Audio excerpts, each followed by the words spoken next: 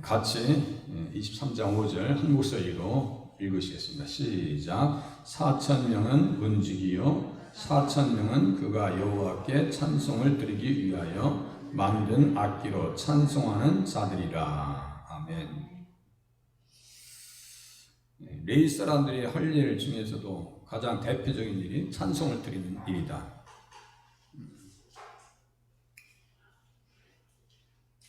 찬송의 내용들은 무엇인가? 시편에 기록된 예수님의 복음이다. 이렇게 말씀드렸어요. 그러니까 모든 성경이 예수님을 향한다. 그러니까 그렇게 보지 아니하면 제가 새벽에 말씀드렸어요. 성경은 우리에게 마음을 열어주지 않아요.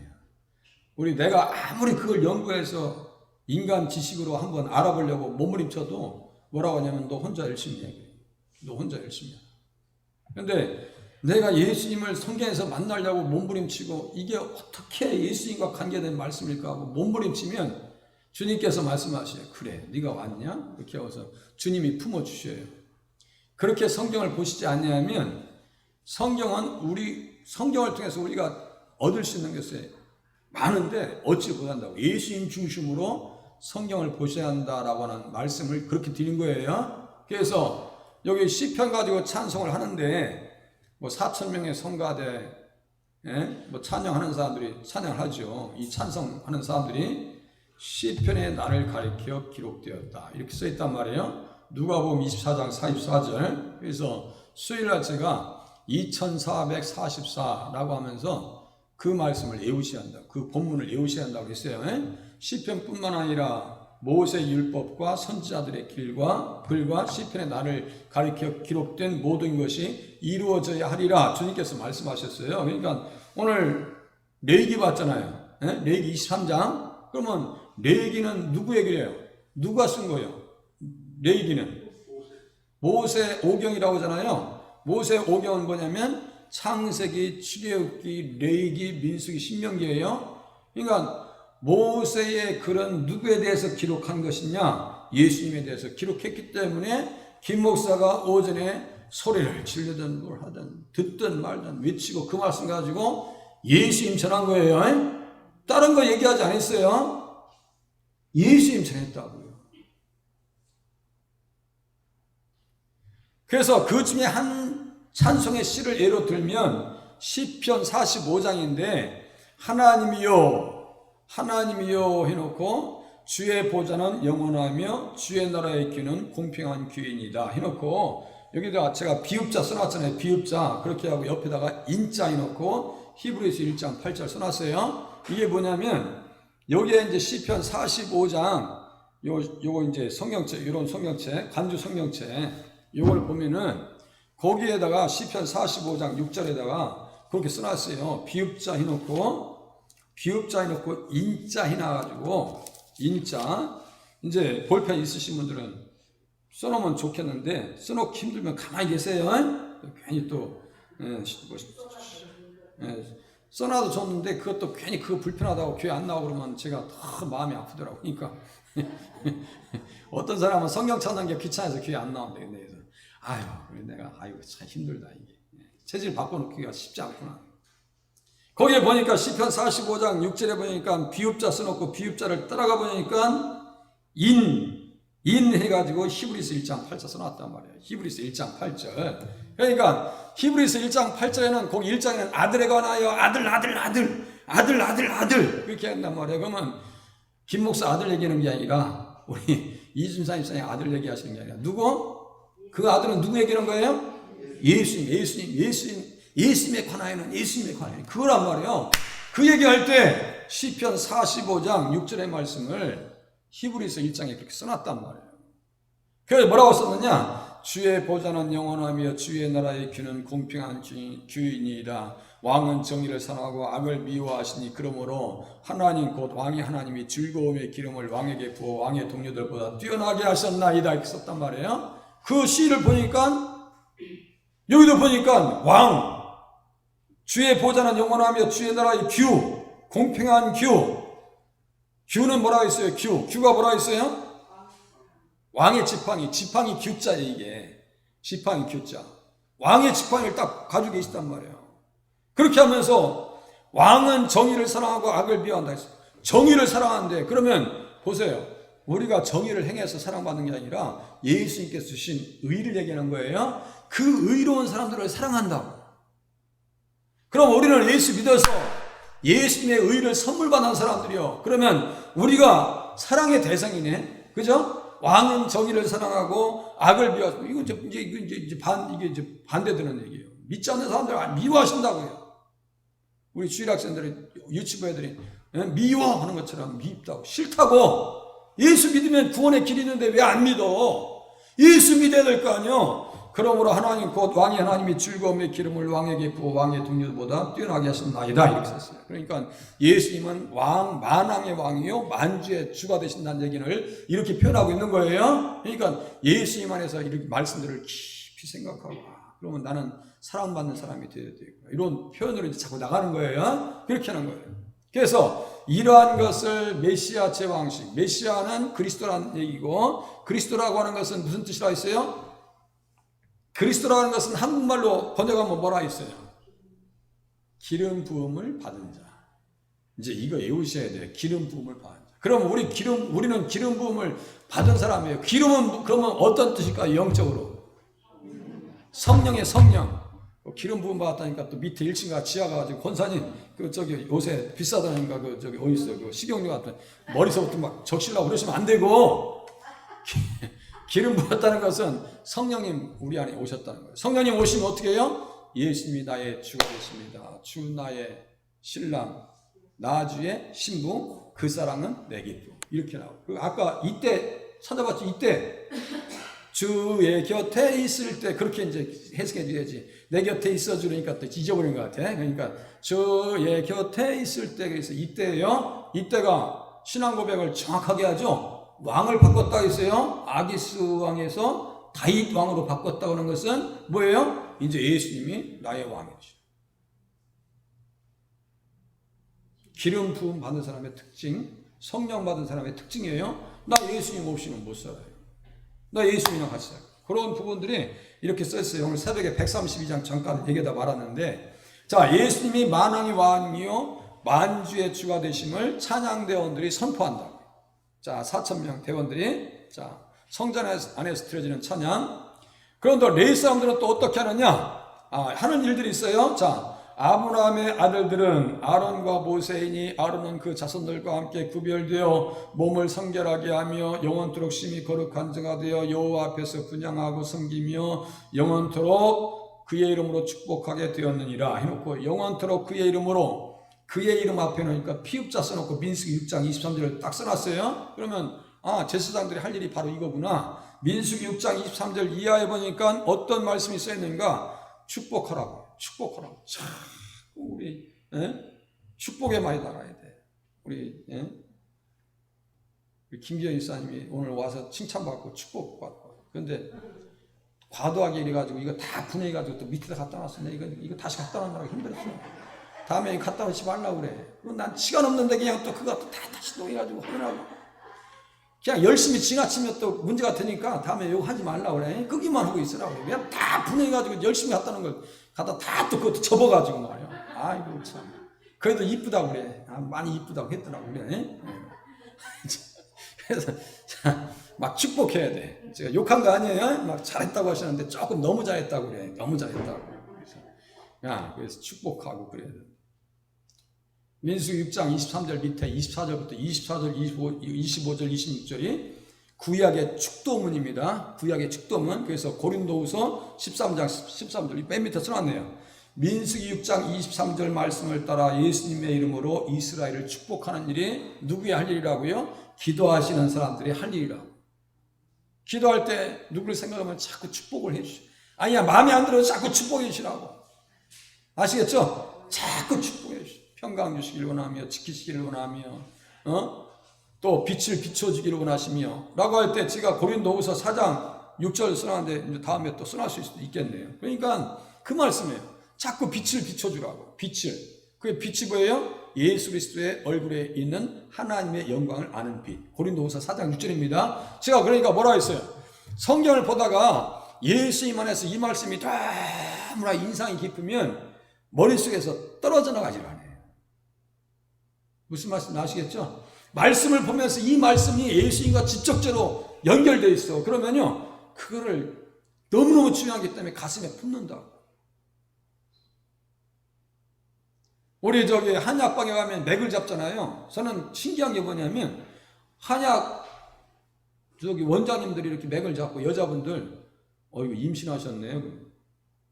우리 이준 집사님께서 아무리 이렇게 맥을 잡아도 그걸 몰라. 우리 집사님은 하실 줄. 저는 아무리 생각해도 이해가 안 돼. 어떻게 여자분들 임신하셨는데 이렇게 맥을 잡는데 아기가 있네요. 나는 모르겠어. 그게 어떻게 되는지. 그죠? 너무 신기하잖아요. 그러게요. 이렇게 이분들이 침 놓을 때 우리는 믿고 맞지. 만약에 우리 저기 우리 권사님, 우리 박금영 권사님 오셔서 목사님 침 좀 놔주세요 하면 절대 오라고, 내가 오라 해도 안 오실 뿐이야. 이 경락을 다 알아, 힘의 자리를 알아야 늘 거 아니야. 그 천무당에 사람 잡는다고. 성경은요, 맥이 있어요. 다 맥이 있는데 그 맥이 뭐라고요? 이 말씀을 통해서 예수님을 이야기하고 있구나라고 하면 그 맥을 제가 놓치겠어요? 놓쳐서는 안 되지. 저는 한약방에 맥을 잡고 임신한 줄 몰라도 성경책 붙잡고 예수님은 얘기할 거 해야 될 거 아니요. 구구절절. 그러니까 목회자죠. 그거 하려고 몸부림치고 지금도 배우고 있는 거예요. 제가 그래서 어제 권사님들 주방에서 일하시는데 권사님들은 육신의 양식을 준비하시고 저는 1층에 앉아서 성경 연구해서 또 다음 주에 설교할 것도 미리 다 준비하는 거야. 그래서 준비 기본 도안을 해놓고 또 이런 식으로 해놓고 또 이제 또 이 종이에다가 또 다 옮겨 써서 이제 보내드리는 건데 뭐 믿거나 말거나 읽거나 말거나 저는 열심히 보내고 있으니까 아시고 그냥 아셔서 잡수세요. 아시셔서. 자, 그렇게 해서 분양한다는 것은 뭐라고 했어요? 기도라 했는데 중보자 예수님을 따라서 기도해야 되는 거예요. 그래서 시편에 보면 141장 2절에 보니까 다윗도 기도해 있고 향은 성도의 기도라. 향연이 성도의 기도와 함께 천사의 손으로부터 하나님으로부터 하나님 앞으로 올라가는지라. 여기 보여요. 분향, 향연. 아시겠어요? 분향단에 향기가 올라가는 거예요. 아시겠죠? 향연이 올라가는 거예요. 자, 그래서 빨리 끝내야 또 더 나가지. 자, 레위 사람들이 할 일 하루 더 봤어요. 레위 사람들이 할 일은 신약 시대의 만인 제사장으로 부름받은 성도들의 일과 맥을 같이 한다. 만인 레위인 시대, 만인 제사장 시대, 제사장은 레위인이니까 만인 레위인이다라고 하는 표현을 할 수 있는 거예요. 그러니까 우리는 레위죠. 그래서 신령한 제사를 드릴 거룩한 제사장이다. 왕 같은 제사장이다. 하나님을 위해서 우리를 나라와 제사장으로 삼으셨어요. 그리고 각 족속과 방언과 백성과 나라 가운데서 사람들을 피로 사서 하나님께 드리시고 제사장을 삼으셨다. 써 있어요. 제사장을 삼으셨다. 제사장들이 할 일이 뭐예요? 분향하고. 자, 아까 민수기 6장 24절, 시편 121장. 주님의 얼굴에 빛을 받아서 구원받고 평강이 있기를 구해야 한다. 고린도후서 4장 6절 써놨죠? 그러니까 빛은 아는 거예요. 그리고 빛은 뭐냐면 구원이에요. 예수 그리스도의 얼굴에 있는 하나님의 영광을 아는 빛을 받으면, 우리가 빛을 받으면 어떻게 돼요? 영원히 구원받습니다. 할렐루야.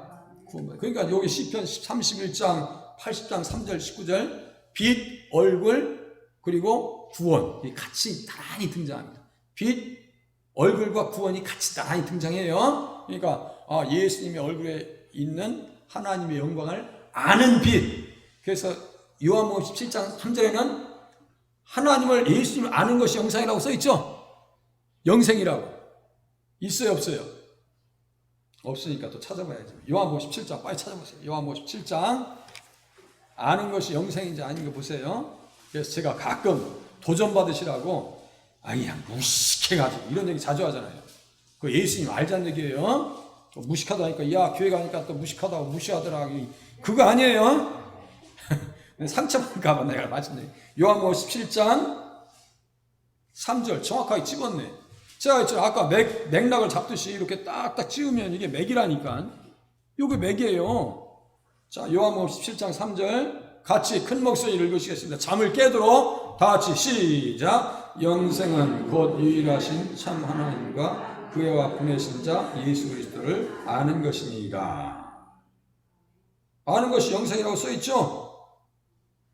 아는 것이 영생이라니까요. 모르면 영생이 아니에요. 그래서 예수 그리스도의 얼굴에 있는 하나님의 영광을 아는 빛. 고린도후서 4장 6절 또 써놨죠. 여기 밑에다가. 그러니까 예수님 모르면 지옥이에요. 예수님 알면 천국입니다. 아시겠죠? 무식이라고 하는 표현을 제가 막 얘기하는 것은 못 배운 것을 나는 어떻게 알고 목사님이 나를 무시하나, 그게 아니고 절대로 그게 아니에요. 예수님을 꼭 알으라고 저렇게 안타깝게 얘기하는 거구나라고 하는 마음으로, 사랑의 마음으로 받아주시기 바랍니다. 이해해 주시고 이렇게 하셔야 돼요. 예배 때 어떤 사람은 막 기록치가 막 졸음 읽으려고 하는 건지, 김 목사가 미워서 막 기록치다가 그래서 오전에 사랑의 눈으로 봐주세요라고 말씀드립니다. 그러니까 눈동자가 좀 풀어지대. 그러니까 여기 계신 분은 그렇게 안 봐. 근데 여기 안 계신 분이 가끔 그런 것 같아서 내가 느낌이 이렇게 얘기했는데 이제 그런 눈빛 안 보내겠지 이제. 자 레이사분이 성전에서 해야 될 일, 뭐 전설병, 뭐 과자를 만들고 감사하고 찬양하고. 자, 레위 사람들이 성전에서 해야 할 일들은 다양했다.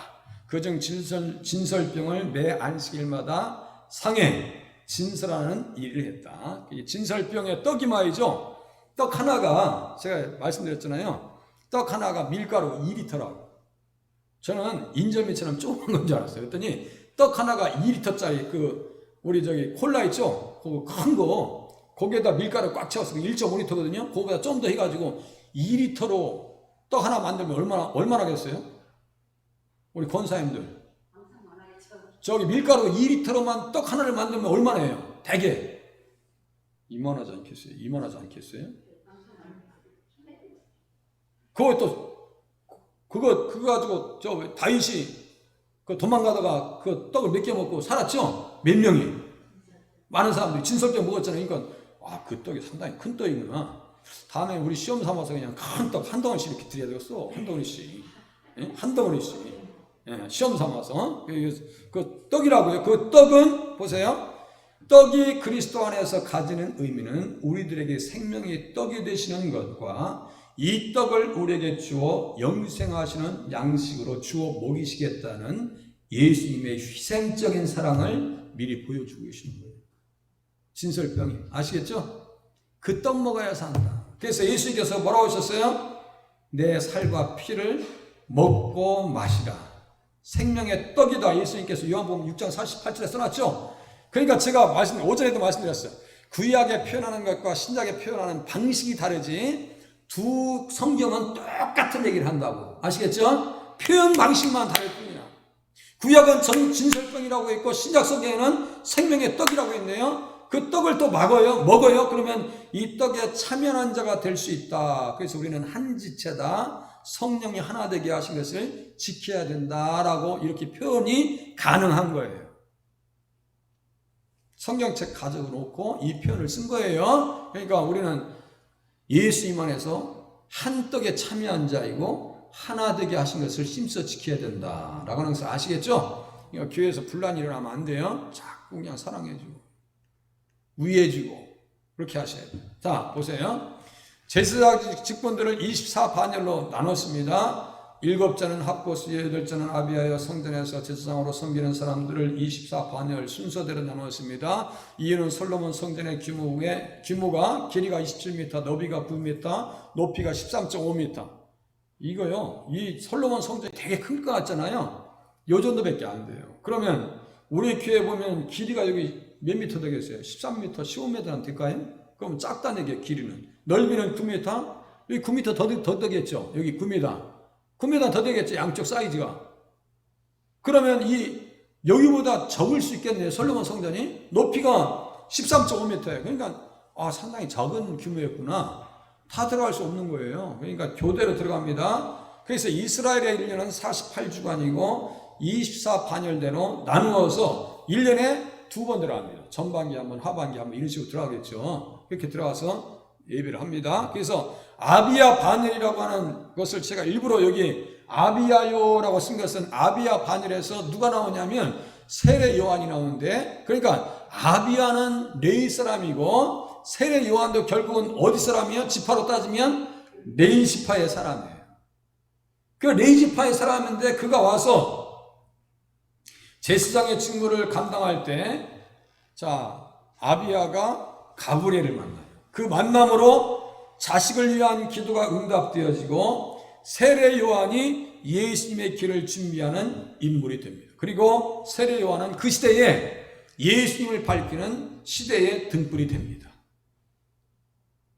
교회는 이 어둠의 시대를 밝혀주는 등불, 우리들도 그러한 등불이 되실 수 있기를 바랍니다. 빨리 나가서 끝낼 테니까 걱정하지 마세요. 이제 보세요.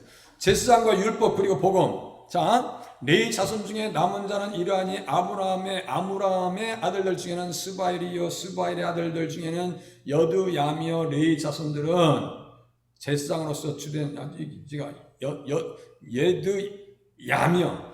제가 새벽에 아직 이름들 읽느라고 얼마나 힘든지 몰라. 내가 맨날 틀려가지고 내가 이게 도대체가 잘 보여야지. 얀지, 안지, 인지, 나 막 헷갈려. 맨날 헷갈려. 그러니까 이제 다음에 답답하면 우리 박금영 원사님께서 읽으시오 대신. 응?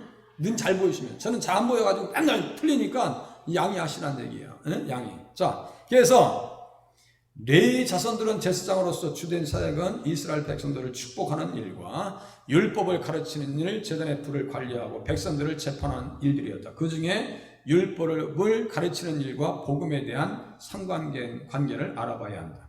지금 지난주 수요일부터 율법과 계명과 믿음, 율법과 계명과 믿음, 그리고 구원과의 상관관계를 제가 지금 보고 있어요. 그거 다 연구해 놨어요. 부자 청년과 관계돼서, 자, 그 부분과 이렇게 맥을 하세요. 그런데 율법이라고 하는 것은 광범위하게 좀 좁게 보면 모세 율법이지만, 율법이라고 하면 구약성경 전체가 율법이에요. 아시겠죠? 그 율법을 가지고 레위 사람들은 가르쳐 줘야 되는데, 율법을 가지고 무엇을 해야 되는 거예요? 사람 정죄하는 것이 아니고 율법 가지고 무엇을 얘기해야 되냐면 예수님을 이야기하셔야 됩니다. 아시겠죠? 레위 사람들은 율법 가지고 누구를 가르쳤다고요? 예수님을 가르쳤다. 그래서 예수님께서는 당신에 대한 이야기가 모세 율법이라고 했고 구약의 율법이라고 친히 말씀하셨고, 요한복음 1장에 보면 빌립이 나다나엘을 찾아가서 모세가 율법에 기록한 그 일을 우리가 만났는데 그가 누구라고 그래요? 메시아라고 그래요. 메시아를 만났다고 그래요. 메시아. 그가 율법에 기록한 메시아를 만났다고 그래요. 그러니까 이게 율법에서 예수님 볼 수 있다고 하는 것은 대단한 식견이고, 우리는 구약을 통해서 누구를 들어야 한다고요? 예수님을 기대하시면서 들으셔야 될 줄로 깨달으시길 바랍니다. 그러니까 교회 오실 때마다 구약을 하든 말든 신약을 하든 무조건 예수님만 기대하고 오시라고요. 근데 맨 처음에 그냥 우리 박근영 원사님 말씀에 짜증났대. 맨날 그 말이 갖고 짜증났을 때. 근데 요새는 좀 짜증이 덜 난대요. 이제 머리가 이제 잘 돌아가시는 거야. 그리고 답도 잘 주시잖아. 아주 말씀 잘 들으신다고. 내가 맨 처음에요, 얼마나 힘들었는지 몰라. 어떤 권사님은 뭐 이상한 거 가지고 왔는 줄 알았는가 봐. 그 이상한 어디 이단 갔다 온 줄 알고 착각했대. 김 목사님 어디 배우러 다니는데 이상한 거 배우는 거네. 그렇게 착각했대. 근데 그건 아니라고 이제 오해를 풀기 시작했어요. 예, 그렇게 하고 저녁에도 한 40분 설교해도 아무 소리 안 하셔. 저 같으면 몸이 저리 가지고 이럴 텐데 한 번도 그렇게 안 하시고 저녁에 기도하시면서 딱 앉으셔서 말씀 다 들으시고, 오늘 초신자 오늘 설거지 열심히 하셨던 고현분 고치님 있죠? 저녁에 오셔서 늘 기도하면서 말씀 흔들리는 것이 다 들으십니다. 그 얼마나 감사해. 그리고 지금 예배에 대한 말씀에 대한 집중력이요 예전하고 훨씬 낮았어요. 말씀에 대한 집중력이 훨씬 낮았습니다. 그래서 제가 너무너무 감사한 거예요. 또 오셔서 또 말씀을 잘 들어주셔서 감사하고, 새로 오신 분들도 말씀을 잘 들어주셔서 감사하고, 그래. 응원해 주셔서 감사합니다. 그래서 자, 율법이 시온에서부터 나온다. 그래서 다음 주에 본문이 이사야서 2장이에요. 다음 주에 본문이.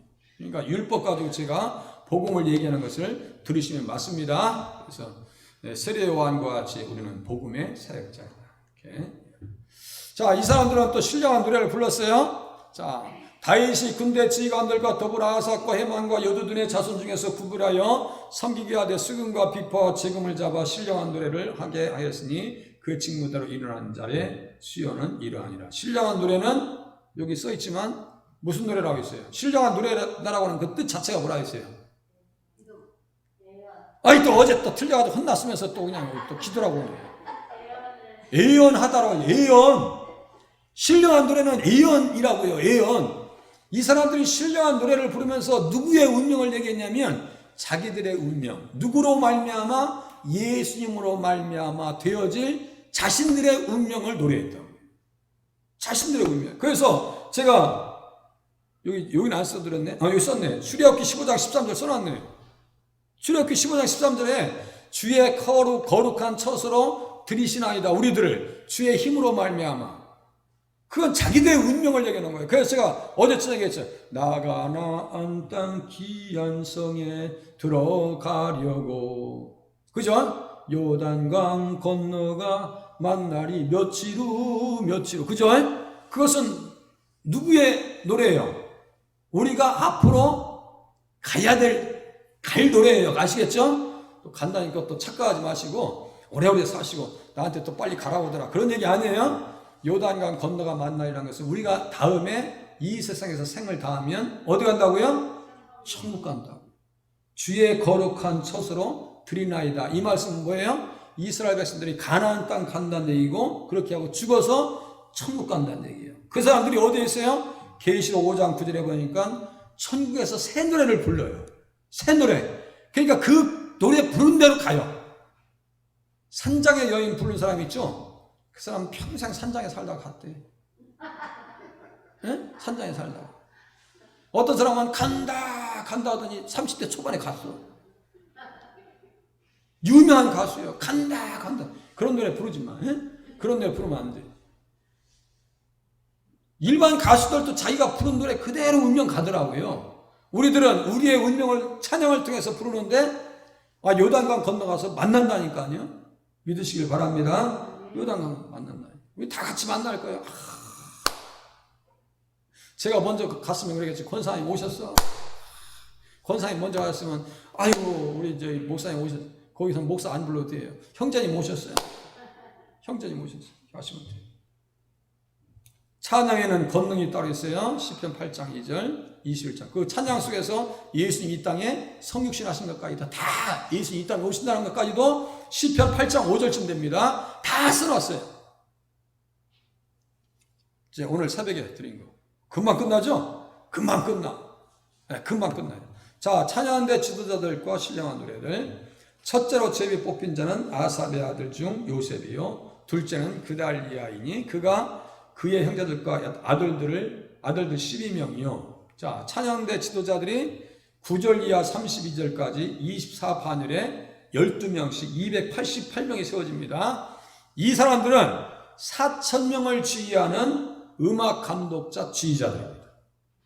그래서 느헤미야 12장 46절에 보니까 옛적 다윗과 아삽의 때에는 노래하는 자의 지도자가 있어서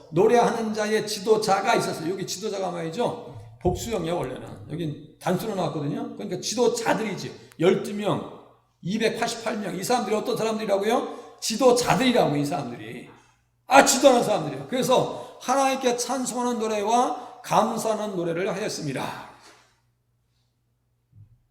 다윗의 지휘 아래 이 사람들이 있었고요. 이 사람들은 아삭과 헤만 여두두는 특별히 선견자고 신령한 노래들을 부른 사람이다. 선견자라고 하는 것은 여기 보세요. 선견자라고 하는 것은 동사에서 나온 건데 여기 보세요. 예언하다, 이상을 보다, 감지했다. 아시겠어요? 감지했다, 숙고하다라는 의미에서 온 말입니다. 그러니까 이 사람들이 선견자 찬양을 할 때 뭘 했다는 거예요? 감지했다, 예언을 했다, 숙고했다, 이상을 봤다 이런 뜻이에요. 그러니까 다윗도 선견자입니다. 아시겠죠? 그러니까 다윗의 지휘 아래 이 사람들이 있었기 때문에 대단한 사람들입니다. 영성이 대단한 사람. 그렇게 하니까 이들은 다윗 왕의 시를 가지고 찬양한다. 그 중에 아삽은 이스라엘의 민족 앞날까지 예언시를 통해서 전했다. 79장 바벨론에 의해서 멸망당할 것까지도 얘기했는데 제가 시대를 잘못 타고나면 안 되겠다라고 하는 표현을 새벽에 드렸어요. 시대를 잘 타고나야 한다. 지금 이 시대는 좋은 시대입니다. 예수 믿기 좋은 시대입니다. 코로나가 극성을 부려도 그래도 예수 믿기 좋은 시대입니다. 그런데 제가 시대를 잘못 태어난 것에 대해서 제가 말씀드렸어요. 우리 집안의 일에 대해서. 가까운 친척 중에 한 누님이신데 너무너무 이뻐. 제가 어렸을 때 봐도 누님이 그냥 고등학생인데 얼마나 이쁜. 그런데 그 고등학생이 연탄가스 해가지고 돌아가셨습니다. 그래서 너무너무 지금도 생각하면요, 시대가 잘못하고 난 결과일 수도 있다. 그죠? 또 그리고 제가 그랬어요. 비선날 여름에 참 피곤해가지고 터널 앞에 자가용이 서 있습니다. 하얀 차에 서 있는데 터널 앞에 들어가면 특징이 뭐예요? 운전하다가 이 식비를 잘 못하잖아요. 그것도 몰려 있으니까 이 버스가 말이죠, 논스톱으로 달려와서 때려버립니다. 뒤에 차. 그 안에 청년들 4명인가 5명인가 있었어요. 현장에서 죽었습니다. 그런데 지금 대형차들은 그 시스템이 어떻게 나와요? 앞에 물건이 있으면 휴브레이크가 있죠. 급작스럽게 브레이크를 확 밟아줘요. 그게 요새 인공지능이 탑재된 차량의 모습입니다. 그런 차 우리 은지인 선생님 나중에 타니? 그런 인공지능. 자, 스타리아 우리 다음에 이제 봉고차 사면 그런 거 사야 될 거 아니에요. 저거 다 썩어 뭉그릴 때까지 제가 타려고 그래요. 썩어 뭉그릴 때까지. 당장 빨리 빚을 갚아야 되니까. 옆에 보니까 공보처럼 자꾸 일어나게 돼. 거기도 내가 안 받고 그냥 끌고 다니다가 다 썩어 뭉그러지면 이제 새 차를 사야 될 거 아니에요. 근데 새 차 사면 스타리아를 사야 되겠죠. 근데 스타리아는 말 들어보니까 우리 형님 집사님께서 운전해 보니까 차선 넘어가도 스스로 얘가 방향을 잡는데요. 그렇게 하고 차량 간격이 좁아지면 스스로 얘가 브레이크를 잡는데요. 물체가 앞에 나타나면 브레이크 잡는데요. 그런 시대를 살고 있습니다. 지금 예수 믿기 너무 좋은 시대입니다. 예수 잘 믿으셔서 제사장적인 사명, 레인의 사명을 잘 감당하시고 이제 기도의 사역자가 되실 수 있기를 바랍니다. 새벽에 못 나오시는 분들은 저녁에 나오시고, 우리 이현 집사님 저녁에 오세요. 네, 저녁에. 믿음 다시 되찾아야 될 거 아니에요. 기도하겠습니다.